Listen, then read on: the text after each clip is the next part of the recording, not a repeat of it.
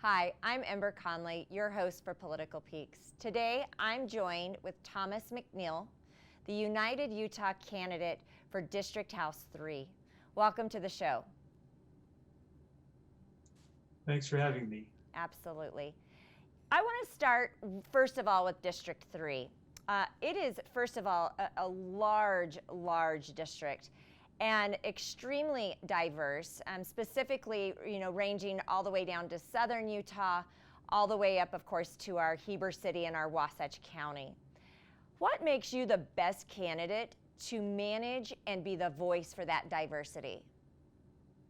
I think what makes me the best candidate is that I'm not a member of a major party, which in normal times that's not an advantage, but right now it is because the major parties seem to be just locked in this cycle of polarization and unable to get anything done. And we have some serious problems that need addressing, like the financial health of Social Security, healthcare, immigration, things like that, that just are not getting the attention that they need. You talk about not necessarily being part of a specific party, and you represent a party of United Utah. There's probably a lot of viewers that aren't familiar with United Utah. Tell us about that party in particular.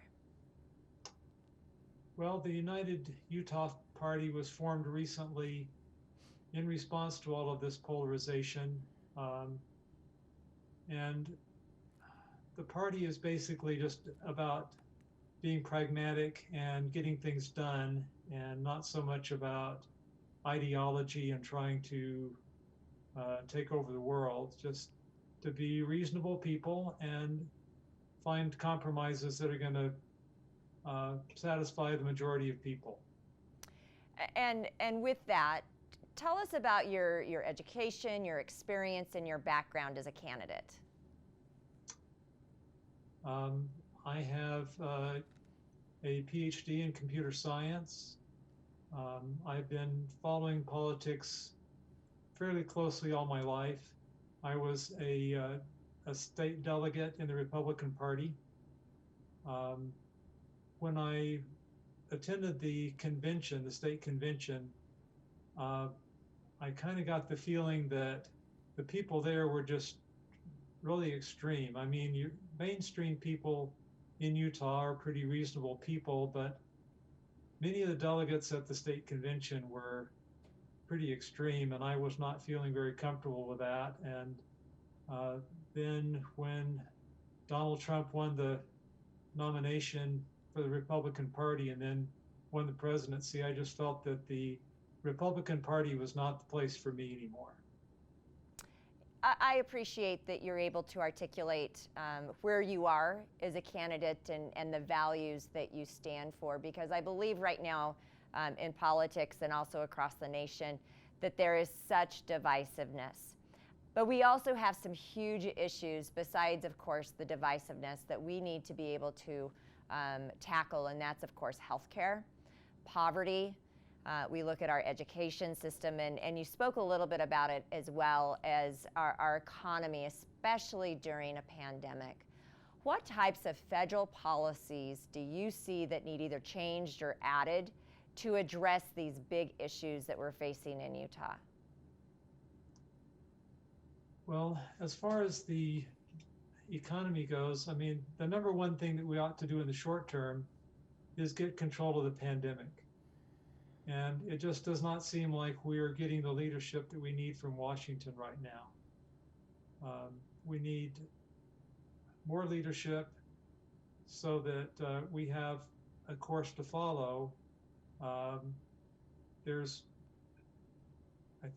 political divisiveness that's hampering our response to the pandemic right now. And we need to keep the economy going. We learned after the Great Depression that it's not a good idea to let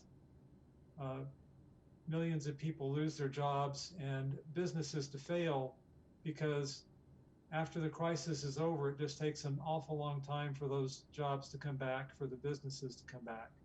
So we need to support businesses while and the employees while the pandemic is going on, so that the economy can get back to normal more quickly.